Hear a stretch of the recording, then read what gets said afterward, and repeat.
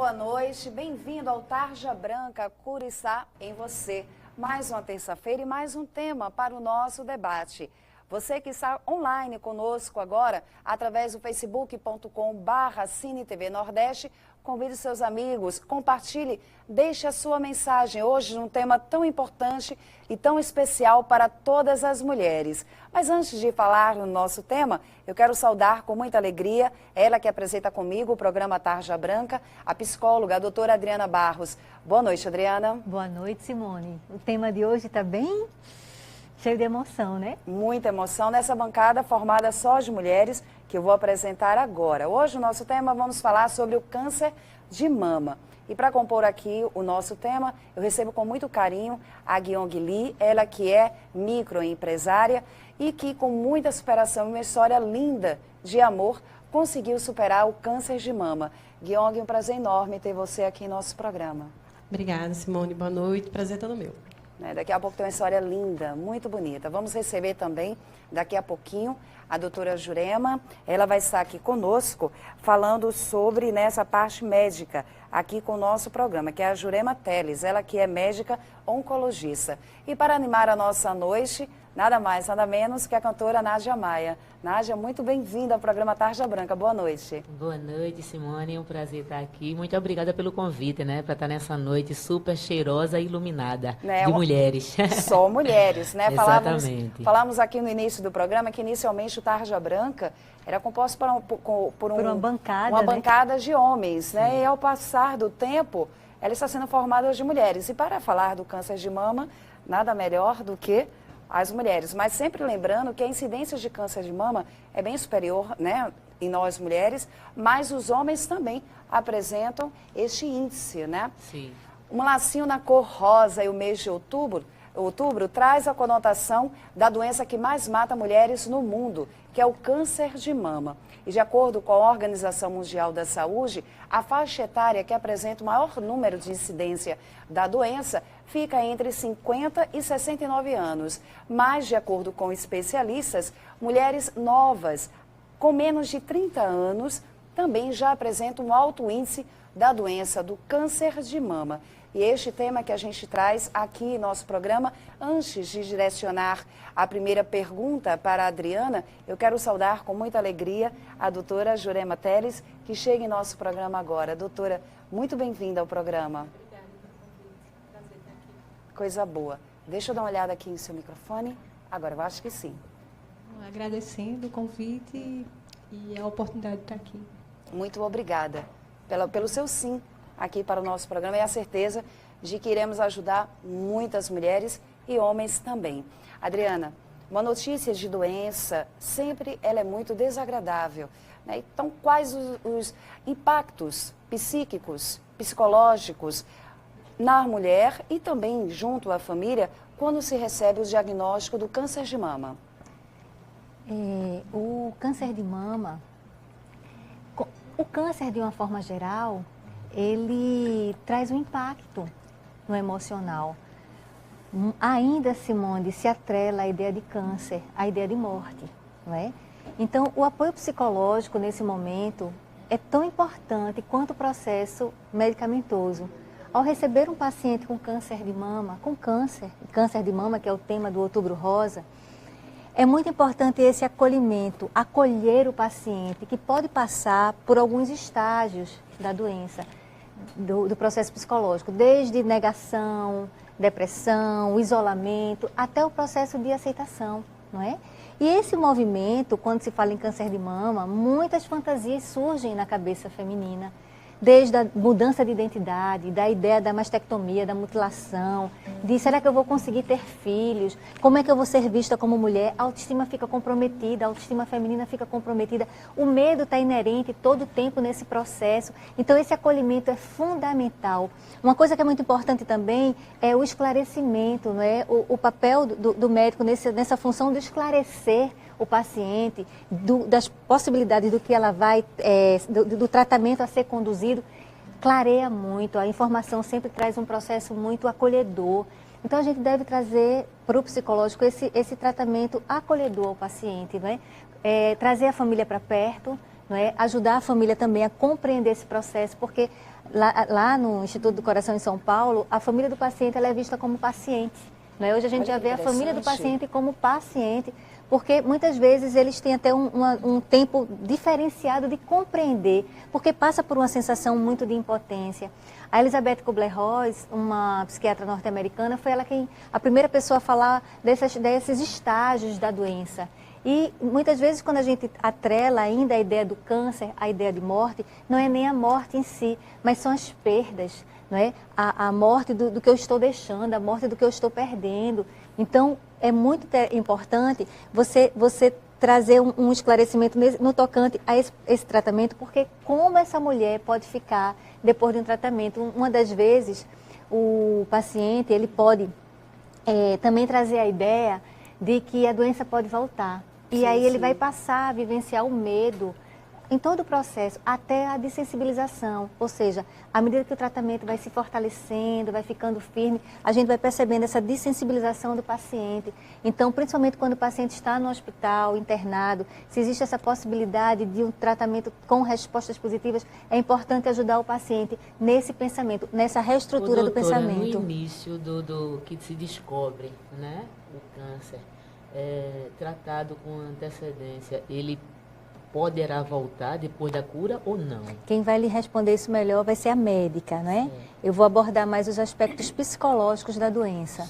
Certo, Nádia? E eu já direciono essa primeira pergunta da Nádia, né, que é bem interessante, porque é este medo, né, de passar pela doença e saber que no futuro pode-se ou não passar por todo esse processo que a gente vai saber detalhes daqui a pouquinho com a Gyong Lee. É possível, doutora? Hoje, quando a gente fala de câncer de mama, a gente não está falando de uma doença só. São pelo menos uns 20 tipos de tumores, ou sim, que o prognóstico é bastante diferente. Então, mesmo no estágio inicial, a gente pode ter uma doença que tem um comportamento mais agressivo e que pode voltar sim. Outro fato é que o maior fator de risco de você ter câncer de mama é você ter tido câncer de mama. Então, é sempre uma paciente que vai precisar ser acompanhada e vigiada para viver bem e viver melhor, porque realmente a arma que a gente tem mais efetiva é o diagnóstico precoce. É o maior fator que a gente pode proteger as pessoas. Gyong, fala pra gente, como você descobriu o câncer de mama? Pois é, Simone, eu sempre fiz os exames de rotina, né? Todo ano, tirava aquele tempinho lá para fazer o famoso check-up.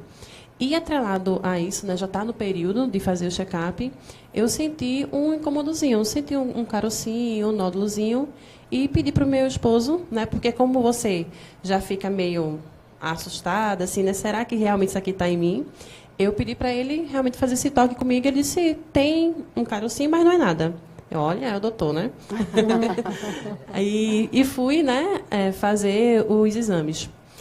E cometi um grande erro, que eu acho que é um erro que acho que a maioria, seja qual o diagnóstico seja qual exame seja fazendo, que a gente comete hoje, né, que eu digo, se eu tivesse o poder, eu determinaria que todos os médicos colocassem lá a guia com data.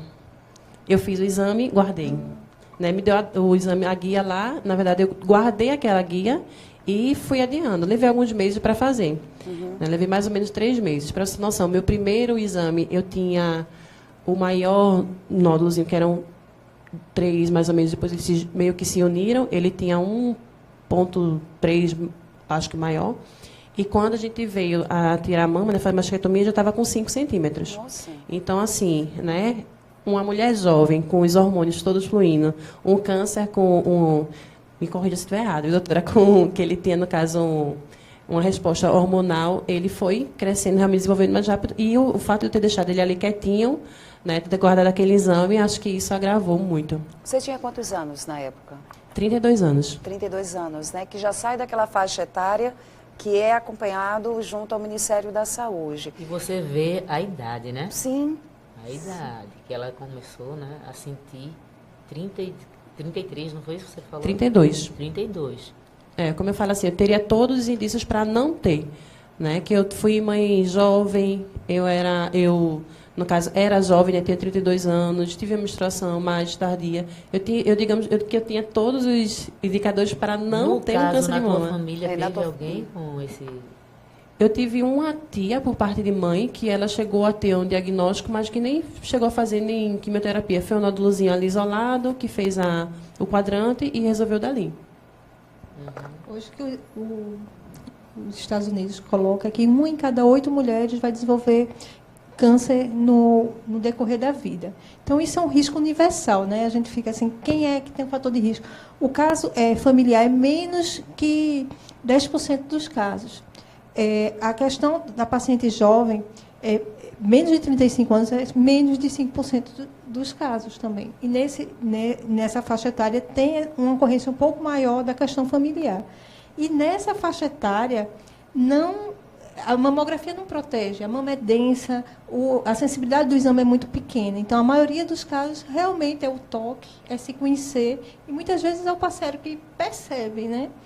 E a arma é descobrir e correr para fazer o tratamento correto e iniciar da forma correta. Doutora, no caso não sente dor, é só o carocinho que se sente, ele apresenta dor? É não? outro motivo para a gente guardar o exame e não se importar ou não procurar ajuda, porque normalmente os tumores de mama são indolutos. Claro que a grande luta do Outubro Rosa é a gente descobrir a doença quando é impalpável, mas na mulher jovem, realmente, a gente descobre quando palpam uma lesão. Olha só que interessante, né? Quantas dúvidas que todas nós mulheres temos, com certeza quem nos acompanha agora através do Facebook. Nádia, vamos de música? Vamos sim. De Petrúcia Amorim, parte da minha vida. Já tá fazendo parte da minha vida. Já entra lá em casa quando bem quer. Deita, dorme, sonha na minha cama. Beija, me abraça e me ama. Bem cedinho faz o meu café. Também já faço parte da sua vida. Lhe entreguei a chave do meu coração. Também com tanto beijo, com tanto carinho. Tô vivendo agora feito um passarinho, comendo na palma da sua mão. Você chegou na hora que eu mais precisava, assoprou a minha brasa, acendeu meu viver. Pediu apenas meu amor, eu disse tome sem querer. Juntou a fome com a vontade de comer.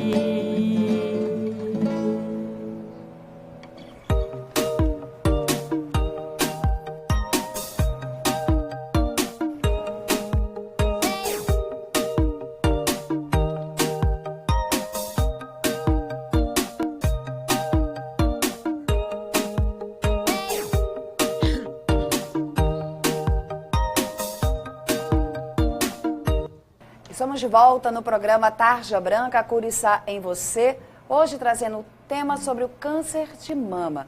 Aqui para compor a nossa bancada recebemos a Guion Guili, ela que é microempresária e que superou a doença. Recebemos também a médica oncologista Jurema Teles e na música a Nádia Maia. Doutora, a senhora trouxe um tema muito importante no bloco anterior sobre todos os percentuais que o câncer de mama traz, né? A questão da genética de pessoas de outras mulheres dentro da família que trouxe a doença. E que esse número ele é reduzido, que esse número não é um fator preponderante. A alimentação e hábitos saudáveis contam muito na questão do desenvolvimento da doença? Enquanto o fator genético é de 5 a 10%, acredito que os hábitos são responsáveis até 40% dos casos. Mas, assim, é uma doença que é de 1 para 8 pessoas estarem com a possibilidade de desenvolver, é uma doença que é universal o risco, né? Mas, sim, atividade física é protetora, manter o peso mais normal possível também é protetor, uma alimentação equilibrada também é protetora, né? A questão da gestação, da amamentação, mas, assim, é uma doença que realmente o risco é estar vivo. Né? Que bom que estamos para se cuidar, né? Verdade. é a doença que mais mata mulheres no mundo. Este número está muito ligado a campanhas de divulgação do cuidado com a saúde da mulher, porque a gente sabe que na época das nossas avós, das nossas mães, não se falava tanto em câncer de mama como se fala hoje. Que bom que há essas campanhas, que bom que existe o mês Outubro Rosa. Mas essa propensão de falar sobre a doença é um fator determinante também para que se tenha novos casos e principalmente que esses casos sejam descobertos no início da doença, doutora? Acho que é muito importante, né? Porque o medo é mais uma barreira a ser enfrentada. E o medo do câncer é uma coisa a ser respeitada, né? Mas não pode imobilizar, né? Então, é importante que a gente fale, é importante que a gente veja a vitória possível das pessoas. Eu falo que em países de baixo desenvolvimento e médio como o nosso, o resultado da gente ainda é metade dos países de primeiro mundo. Que a campanha de Outubro Rosa e o acesso ao diagnóstico precoce é uma coisa real. Então, eu vejo isso com otimismo. A gente pode dobrar os nossos resultados. Então, a gente pode... Hoje, 90% das mulheres do país de primeiro mundo ficam curadas do seu câncer de mama, contra 45% dos países de médio e baixo desenvolvimento. Então, é uma doença da iniquidade. Então, faz sentido, mais do que em qualquer lugar do mundo, a gente está usando o rosa e dizer que nós podemos salvar vidas e mudar a história de muitas mulheres. E a gente vê que a gente salva vidas com conhecimento, né? Sim. Porque cada vez que a gente reverbera a informação, quanto mais as pessoas têm acesso à informação, elas começam a ter o poder dessa transformação, dessa mudança. E apesar de estarmos no século XXI, mas tem cidades que a gente viaja muito, né? Lá pelo sertão brabo mesmo, que tem mulher que é super desinformada, né? Às vezes eu acho que acredito que nem assistir televisão assiste, né? E você sabe que antigamente, né, até por conta da ideia do câncer ser muito atrelada à ideia da morte, era uma palavra meio que proibida. As pessoas não queriam nem falar. Achava é como que se falasse, atraía. Falava CA, né? CA. Aquela doença. Isso, peguei Eu muito tenho paciente. até assim, amigas, né? Que a gente vai somando, né? Amigas, assim, vai conhecendo pessoas e vai compartilhando histórias. E eu tenho amigas que passaram por todo o tratamento sem compartilhar isso com qualquer pessoa que fosse. Aí Só entrou que saber aquele núcleo familiar mesmo. Entra a questão da vergonha, da sensação de impotência, a sensação de que vai morrer. Então, quem conta para isso, o processo psicológico traz muita ideia do medo, não é? É como se você compartilhar aquela ideia, ela fosse te colocar num patamar menor, quando não é. Então, assim como a gente viu, discutiu, veio falando muito da questão do Setembro Amarelo, como a ideia do falar, da informação, como algo que minimiza, né? As estatísticas mostrando o minimizar do suicídio pelo falar, pelo trazer a informação, assim também para o Outubro Rosa. Quanto mais é uma questão, como a doutora Jurema fala, a questão é muito universal. É geral. E aí, quanto mais vai se falando, quanto mais alguém acendeu aquele farol rosa, né, e foi trazendo a informação, e foi trazendo a sensibilização, e termina que é uma doença que, se todos nós dermos as mãos e trabalharmos juntos em prol do paciente, o resultado será... A informação salva vidas. Isso. E, assim, é um sofrimento desnecessário, né? Assim, às vezes eu digo para o paciente, pode você ter uma guerra tão grande para enfrentar, gastar energia, mas, assim, às vezes é o que mobiliza. Eu vejo também... que os rituais, né, tipo, às vezes você passou por uma mutilação, perdeu a mão, mas é uma coisa muito íntima que você está vivenciando ali, aí vai cair o cabelo, parece que você vai notificar para o mundo que está passando por aquilo e que você não, né, você não consegue, talvez, então, assim, minimizar esse sofrimento e colocar isso dentro da normalidade, do investimento para viver bem, viver melhor, é importante, né? E assim, e outra coisa, doutora, com a cura o cabelo volta a crescer, não volta? E mais bonito. Aí para as pessoas, as meninas, 3 anos né? de cabelinho lindo, novinho, jovem aqui. E é isso que eu quero que a Guiong traga para a gente, doutora Jurema, Adriana, Nádia, quem nos acompanha. A história de Guiong é tão linda, né? Graças a Deus eu pude acompanhar de perto e eu queria muito que você compartilhasse conosco, desde o momento que você recebeu esses diagnósticos e principalmente qual foi a tua postura diante da doença. Pois é, como eu falei no início, assim, o diagnóstico, o receber o diagnóstico, não é o falar, o você abrir lá, e parece que eles colocam meio que para chocar, né? Está lá em letras garrafais, né? O carcinoma, o tipo de câncer que você tem, ele vem escrito de forma bem clara não te resta dúvida que você está com câncer. Mas quando eu abri o exame, minha esposa até disse, deixa isso aí, a médica vai ver o que é isso. Eu disse, sim, qualquer pessoa que saiba ler vai saber que eu estou com câncer. Está muito claro aqui. Então, assim, eu acho que o pior momento do câncer em si é o diagnóstico, né? É você ter aquela notícia e pensar o que vai vir daqui para frente, né? O que vai me acometer. Porque você fica, é o famoso sem chão, né? Você fica perdido, porque é o novo. Né? Como eu sempre digo, a gente se programa para muitas coisas na vida. A gente se programa para fazer uma faculdade, para comprar um carro, para ter um bem, para casar.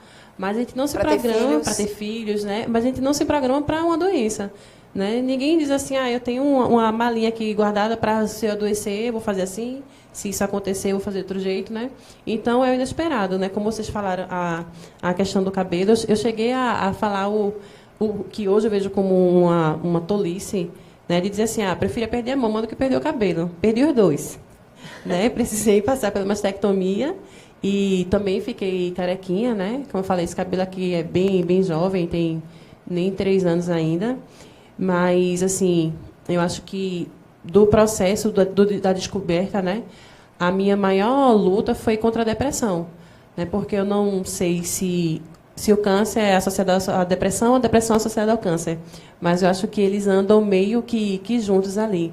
Então, até eu perceber, né, o apoio que eu estava tendo, né, a importância de eu me erguer para poder apoiar minha família.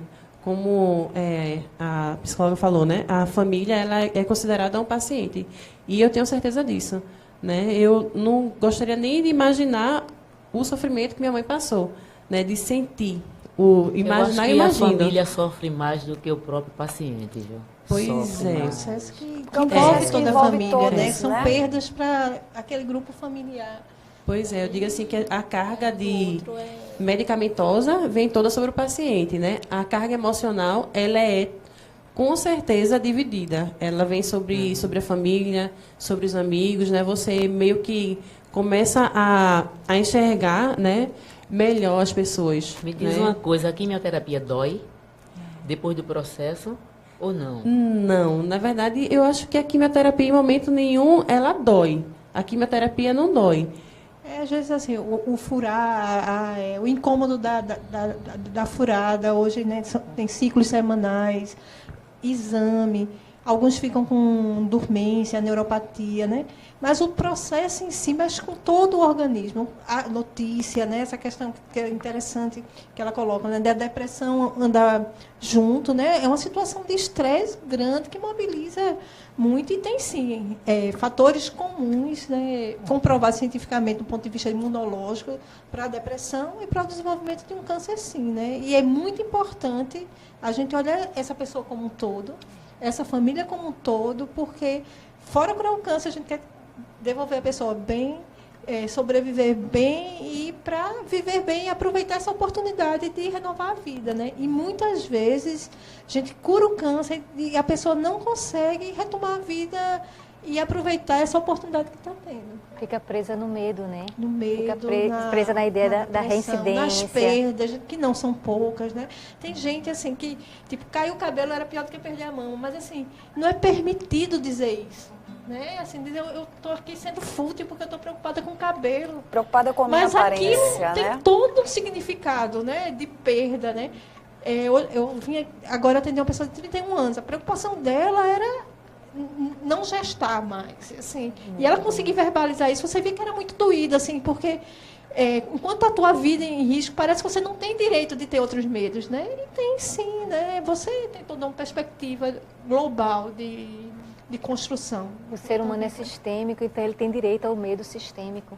E Ele tem direito de falar, e tem o direito de chorar, Sim. né? E tem o direito de achar que está, dizer que está com medo, né? Que o novo assusta e o novo negativo, né? Mas isso a gente deixa para o próximo. Né? Todo mundo está junto. Vamos trazer o positivo agora com a tua voz, com a tua de música? Capiba. Vamos Já embora. que estamos entrando num clima de muita alegria, Réveillon e Carnaval. Madeira do Rosarinho, vem a cidade sua fama mostrar e traz com seu pessoal seu estandarte tão original. Não vem pra fazer barulho, vem só dizer e com satisfação. Queiram ou não queiram os juízes, o nosso bloco é de fato campeão. Se aqui estamos cantando essa canção, viemos defender a nossa tradição e dizer bem alto: a injustiça dói. Nós somos madeira de lei que cupim não rói.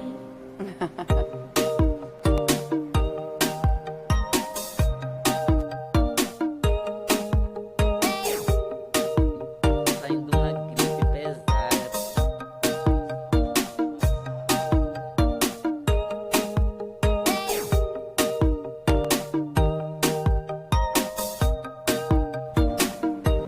Estamos de volta para o terceiro bloco do nosso programa Tarja Branca, Curiçá em Você. E hoje com o tema câncer de mama. Para a nossa bancada formada e trazendo os assuntos relevantes, recebemos a Gyong Lee, ela que é microempresária e que superou o câncer de mama. Temos também a médica oncologista, a Jurema Teles. Na música, Nádia Maia e Adriana Barros, que é para você que eu já direciono essa primeira pergunta. A Gyong trouxe, né, espetacular a questão dela, né, da questão de estar mais preocupada com a perca do cabelo do que com a própria mama. É importante falar desses medos, é importante expor, né, porque é um novo negativo, é uma doença que ninguém quer ter, né? Todo mundo planeja o melhor, mas quando não chega esse melhor e quando esse melhor não é bom, é que é importante ter esse cuidado com toda a gama de sentimentos que vem, que aflora, né? A Elizabeth Kubler-Ross, ela dizia, né, no livro dela sobre a morte e o morrer, onde ela fala da questão dos estágios, né, que o paciente pode passar. Ela dizia que o ser humano tem uma sensação de que as coisas não vão acontecer com ele, não é? As coisas podem acontecer com o outro. A gente até sabe, o nosso consciente sabe que a gente vai morrer, mas a ideia de que a gente vai morrer muito velhinho, de que nada nos vai acometer. Então ela estava colocando uma coisa interessante, a gente faz planos para comprar um carro, viajar, ter filhos, mas a gente não imagina que as coisas possam acontecer conosco. E aí você precisa se reinventar. E a melhor forma de você se reinventar passa pelo processo de aceitação, que é um dos estágios. Eu preciso aceitar. Aceitação é uma pré-condição de mudança. E como é que eu vou aceitar se eu não falo? Como é que eu vou aceitar se eu não tenho o direito de expressar a minha dor? Que aparentemente seja do mais simples, eu estou com medo de perder a minha caneta. Eu não aceito perder a minha caneta. Porque no meu inconsciente, perder a caneta eu posso resolver. Mas como é que eu vou resolver um câncer? Então, isso é muito comum. O Camon falava muito que o paciente ele tende a mudar um pouco a sua personalidade dentro de um contexto hospitalar, que a gente até estranha. Como é que aquela pessoa é tão calma, ela está tão diferente? Porque muitas vezes ela vai fazer questão de algo que ela não perdeu o poder de se reconstruir, mas aquilo que depende do tempo, da saúde, da medicação. Então, o apoio psicológico nesse contexto do espaço de falar, de você chorar, de você negar. Não, não é comigo não, o que é isso? Câncer? Eu uma vez escutei uma pessoa que trabalhava na área e quando recebeu a notícia de metástase, disse: metástase? O que é metástase? Então, era claro que você não passa muito tempo negando, rapidamente veio a notícia, a pessoa bota as mãos no rosto e chora tudo que tem para chorar, porque não tinha aquele processo de negação, não durava muito. Mas aí vem, a gente tem que entender quando o paciente fica com raiva, mudou a história dele. A gente tem que entender quando ele quer se isolar. No livro dela tem uma passagem que é muito interessante, quando tinha uma paciente que já estava no processo de aceitação e a família não aceitava. Como é que ele está aceitando isso que eu não consigo aceitar? Não é? Então, é um momento de você organizar muito a ideia da família também compreender o que o paciente pode passar, não é? Os estágios que esse paciente pode vivenciar, quando ele muda um pouco o comportamento dele, porque ele precisa falar, ele precisa chorar, ele precisa se reinventar, ele precisa acreditar, ele precisa ser madeira de lei que cupim não rói, né? Ele precisa fazer isso. A doutora falou uma coisa bem interessante, assim, que foi muito rápido, assim, graças a Deus, esse processo de aceitar, né, que eu estava com câncer, que ia passar por todo esse processo, e eu comecei a escrever o blog contando a história, porque tem essa curiosidade, né, dói, né, o que é que sente, lógico que não se sente igual, né, são pessoas diferentes, com organismo, com idade diferente, então funciona de organismo para organismo. Isso é fato. Mas quando eu passei a escrever nisso, eu tentei contar de forma bem real, né? Fiz tipo um diáriozinho, né, da minha história, mas de uma forma mais humorada, digamos assim. E eu recebi algumas críticas, né? Tiveram pessoas que estavam passando pelo processo e vieram me questionar. Olha, eu não gosto do jeito que você aborda, porque você faz parecer fácil. Aí eu disse, me desculpe, né, se eu lhe atinjo por isso, mas assim, é porque eu estou feliz por saber que é possível. Porque, para mim, você passar por um câncer, você passar por uma quimioterapia, você passar por 28 sessões de radioterapias e depois mais um ano da vacina. Então, assim, eu achava que isso era tudo muito absurdo. Eu achava que só uma pessoa extremamente forte, que eu não me achava, conseguiria. Nunca poderia passar. Conseguiria, né? E se vê passando, você... Pois é.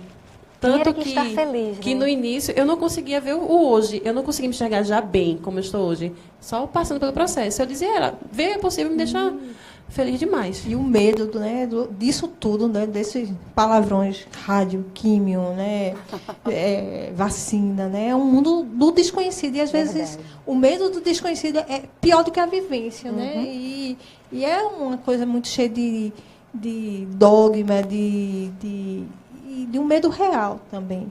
Outra coisa importante é essa questão que você pode, um dia estar bem, um dia você pode estar triste, outro dia pode estar revoltado. Outra coisa que eu percebo que está todo mundo muito mobilizado no começo, mas o tratamento é longo e assim aqueles amigos, aquele entendimento generoso do teu ambiente de trabalho vai desaparecendo. E eu vejo que muitas pessoas, assim, no final do tratamento, que parecia que era um alívio passar por isso tudo, é a hora que... E agora? Que aquela rede de proteção que foi feita está desfeita, e agora como é que eu volto à vida normal no outro dia? Eu nunca mais é a mesma pessoa, né?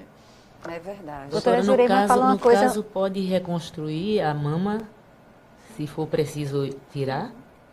Pelo SUS? Inclusive, Pelo nesse SUS faz? processo de reconstrução. Por lei, né, todo paciente tem direito a fazer reconstrução de mama. Tanto pelo SUS como pelo plano de saúde. Agora tem um momento ideal de fazer, né? Algumas pessoas já fazem imediatamente, outras pessoas é mais seguro fazer após o tratamento, depois que termina o tratamento, para ficar legal também. Até você precisa organizar a cabeça, a questão da saúde da pele, depois da radioterapia. Então, normalmente há uma reorganização de fazer, mas é possível fazer, inclusive, no momento da cirurgia. Doutora Jurema, era exatamente essa pergunta que eu queria fazer à senhora. Desde o início do diagnóstico, a descoberta do câncer de mama, até o final, né, do decreto lá, olha, você não precisa mais fazer quimioterapia, nem radioterapia, apenas vai ter o acompanhamento, como é o estágio que a Gyong Lee encontra-se neste momento. Qual é o passo a passo, desde o momento do diagnóstico até a cura? Normalmente, né? O que é usado normalmente. São mais de 20 tumores, né? E tem a combinação, às vezes você precisa fazer a quimioterapia antes para reduzir o tumor, para poder a cirurgia ser segura. O caminho natural é fazer a cirurgia, dependendo dessas letrinhas miúdas que vem na imunistoquímica, você vai ver se vai precisar da quimioterapia ou da hormonioterapia, que só beneficia se você tem esse aspecto do hormônio. A vacina, que é um grande avanço, mas também é para menos de 20% das mulheres que têm essa possibilidade de usar uma droga mais sabida, que é alvo, né, que a gente fez por um ano, também depende dessa letrinha. E a radioterapia depende. Se você fez uma cirurgia conservadora, é obrigatório fazer, e também, dependendo do tamanho do tumor, se teve mais de 3 centímetros, se tem axila, aí precisa de fazer rádio. Então, às vezes, assim, você tem um tumor pequeno, de excelente prognóstico, mas você vai precisar fazer a cirurgia, você vai precisar fazer a radioterapia, você vai precisar fazer a quimioterapia, vai fazer o hormônio, vai fazer a vacina. E isso não quer dizer que seja mais grave, só que você teve mais possibilidade de recursos terapêuticos para lhe proteger. Outras pessoas só vão fazer a quimioterapia, outras só vão fazer a radioterapia, mas a cirurgia é obrigatória para qualquer tumor de mama. Eu costumo dizer que eu fiz o pacote completo, né? Eu fiz a cirurgia, eu fiz a quimioterapia, eu fiz a radioterapia e todo mundo faz, que bom, acabou. Disse, acho que acaba em 2024, que eu ainda tomo um remédio todo dia, né? A quimiozinha oral lá, e só acho que 2024 é que eu vou estar livre dele. Fora isso, aí tem os rituais da revisão, né? Que nunca é fácil, né? Tem que falar assim, doutora, vim para a senhora é bom, mas é trazer à tona, né? E fazer exame é sempre um momento sofrido, né? Um mas momento assim, de proteção, né? Mas assim, o medo é real, né? É um grupo que tem maior risco. Mas que é importante, isso tudo é para viver. Então, que isso, assim, que todo o tratamento e que as revisões e que a perspectiva seja para viver mais e viver melhor. A gente também tem que ter o cuidado de fazer o melhor tratamento, mas o tratamento tem o objetivo de oferecer vida às pessoas. E, às vezes, a gente fica muito na doença, né? Foca-se apenas na doença, né? Eu gostaria, doutora, que a senhora, a gente está nas considerações finais do programa de hoje, deixasse uma orientação para todas as mulheres. A gente sabe que o sucesso do câncer de mama tem muito a ver com o diagnóstico precoce da doença. Então, qual a orientação que a senhora deixa para todas as mulheres que nos acompanham neste momento? Se conhecer seu corpo, valorizar mudanças, fazer, se você está na faixa etária de fazer mamografia, faça, né? É a sua arma para a cura, para contar uma história vitoriosa. Não deixe o medo imobilizar, né? É tentador, mas não deixe o medo lhe imobilizar. Exame no país ainda é acesso ao tratamento. A grande dificuldade hoje no país é acesso ao tratamento na hora certa. Então, quando você tem um exame alterado, você passa na frente da fila, a biópsia é rápida, o resultado é rápido. Então, é o exame que vai te permitir andar mais rápido na fila e peça ajuda, né? Tem muita gente para lhe ajudar nesse caminho. Não vá só. Coisa boa. Yong, tua mensagem, quem passou por esse deserto e que hoje está aqui contando um pouco da história. Qual a mensagem que você deixa para todas as mulheres que neste momento sabem que têm um câncer de mama, que receberam recentemente esse diagnóstico e aquelas que já estão no processo de tratamento? Aceitação. Aceitar que é depender das pessoas. Eu sendo uma pessoa tão ativa, né, que sempre cuidei da minha casa, que sempre lavei meus pratos, que sempre fiz tudo, saía para trabalhar e fazia tudo, né, e de repente precisar depender das outras para tudo, até para tomar um banho, por um determinado momento, não foi fácil. Mas, assim, é saber que é possível, né, e que bom que é possível. Então, procurar realmente se conhecer, não deixar para depois, né? Não, porque outubro rosa está todo mundo cheio, todo mundo vai atrás, eu não consigo fazer. Aí, novembro não, aí, dezembro fecha, janeiro, e já é carnaval. Chegou outubro de novo, é que vai pensar de novo e já deixou a ideia esquecida e vai virando. Nossa, eu conheço mulheres que nunca fizeram uma ultrassonografia de mama. Né? Então, assim, se cuidar mesmo, é procurar, né, sempre estar com os exames em dia, seja para tudo, e, assim, se tiver de enfrentar. E acreditar que a cura existe, né? Enfrentamento, aceitação, palavras-chave, Adriana? Eu acrescentaria qualidade de vida, porque a gente sempre pensa em qualidade de vida, é algo que eu vou conseguir lá na frente. Qualidade de vida eu só consigo agora. Então, é agora que eu posso reorganizar minha alimentação. É agora que eu posso usar do processo preventivo, como a doutora falou. Buscar um exercício físico, cuidar do meu corpo como um todo e olhar para mim com esse carinho, com esse zelo, pedindo ajuda, sabendo que eu posso sentir, eu tenho o direito de ser humana, eu tenho o direito de chorar, de sofrer, de me isolar, de ficar no meu quarto, de viver o diagnóstico. Então, a gente não pode esquecer isso. Enfrentamento, como você sabe, é uma das palavras que eu mais gosto. Enfrentamento é a palavra de ordem. Enfrentamento é a palavra de ordem. Gente, o nosso programa chegou ao fim. Agradecer demais a presença de todas vocês. Yong Lee, muito obrigada. Tua história é muito linda. Você falou do seu blog, que é lindo. Fala pra gente o endereço dele, por favor. Eu li A História de uma Guerreira, né? Foi escolhido por um amigo meu, esse nome, .blogspot.com. Vai lá, gente, que é lindo demais. É um diário, na verdade, né? Um diário onde ela relata toda a história dela de superação do câncer de mama. E de uma forma leve, né? E de uma forma leve, uma forma tarja branca de ser. De uma forma tarja branca. Né? Doutora Jurema Teles, muito obrigada pelo seu sim. Agradecer através da senhora a Marília Falcão, ela que é da assessoria da Universidade de Pernambuco, que gentilmente conseguiu e trouxe a senhora aqui para o nosso programa. Muito obrigada. que agradece, né? É a luta da gente todos juntos. A luta de toda a sociedade, né? Agradecer muito a Nádia Maia, que encerra o nosso programa com muita música. Muito Obrigada a obrigada. vocês. Saúde para você. Pra nós, né? Pra nós. Adriana, mais uma missão. Graças a Deus cumprida. E hoje na cor rosa. De rosa, homenageando a todas as mulheres. Agradecer a todos que apoiam, que acreditam no programa Tarja Branca. A Carlos Vasconcelos, o Pezão. Quando a gente vai lá na barraca do Pezão, hein? O verão tá Levar chegando. todo mundo, levar a Nádia para fazer um som bom. Vamos lá. nós. Agradecer também o Edmilson Apolinário, da Círculo Design, e o Fernando Ribeiro, da Top Eletrônica, que hoje acompanha aqui junto conosco o nosso programa, junto também com o padre Renato Azevedo, ele que é o pároco do Santuário do Morro da Conceição. Na direção do programa e na produção, Marise Rodrigues. Nádia, vamos de música? Não se admire se um dia um beija-flor invadir a porta da tua casa, lhe der um beijo e partir. Fui eu quem mandei um beijo que é pra matar meu desejo.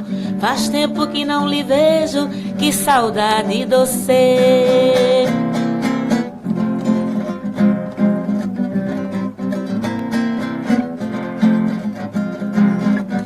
Deram, deram, derê, oh. Se quiser recordar aquele nosso namoro, quando eu ia viajar, você caía no choro, chorando pela estrada. O que eu posso fazer? Trabalhar é a minha sina, eu gosto mesmo é doce.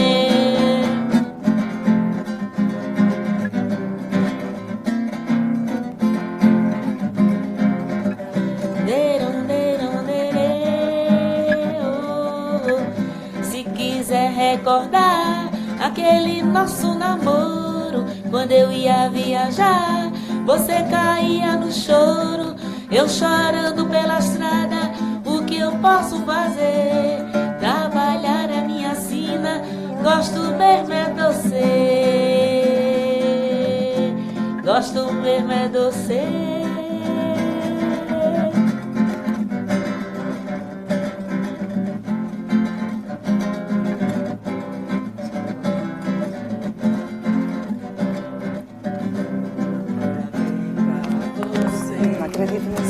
Data querida, muitas felicidades, muitos anos de vida.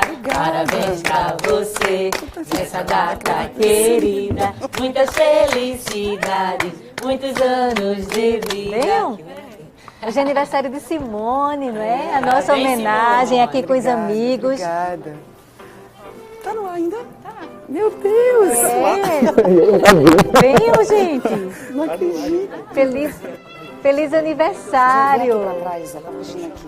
Vão aqui, vamos Aqui, pra cá, aqui. Marizinha. Eu não acredito nisso, não. Vocês fizeram isso. Gente, deixa eu agradecer. Marise, você, diretora do programa, vem pra cá. É verdade, claro. Gente, eu não acredito nisso, não. Você é minha mãe, Marise. Venham, por favor. Obrigada, obrigada. Ai, que lindo. Não acredito nisso, não. Tô sem jeito. Falem aí, por favor. Gente, foi meu aniversário ontem, dia 16 de outubro. Isso. Né? E me fizeram essa surpresa. Obrigada, viu, a todos vocês. Seu bolo tá lindo, Simone Tá, Oliveira. vou dividir com todo mundo, viu? Amanhã a gente posta Nossa pra ver querida se tá gostoso. apresentadora, é uma honra ter você aqui conosco, né? Que você seja assim, tenha muita alegria. É muito bom estar perto de você. Veja quanta gente te ama, Simone. Oh, meu você é Deus muito do céu. querida. E sucesso pro programa, né, Tarja Branca? Muito sucesso. Obrigada. Sem você, o Tarja Branca não seria o que ele é. Não, não. É a equipe de todo mundo. Gente, obrigada. Tô sem jeito. Obrigada, obrigada, Marise, minha mãe. Agora a gente vai meus comer amigos, bolo, né? Fernando Ribeiro, da Top Eletrônica, que acredita no nosso projeto. Os nossos convidados. Nádia, marcou, viu? Tá no programa de aniversário. Obrigada, obrigada, obrigada. E amanhã eu posso, viu? Fatia do bolo dizendo, estava bom não, você tá uma delícia. Já sei, né? Gente, um beijo, boa noite, obrigada, obrigada.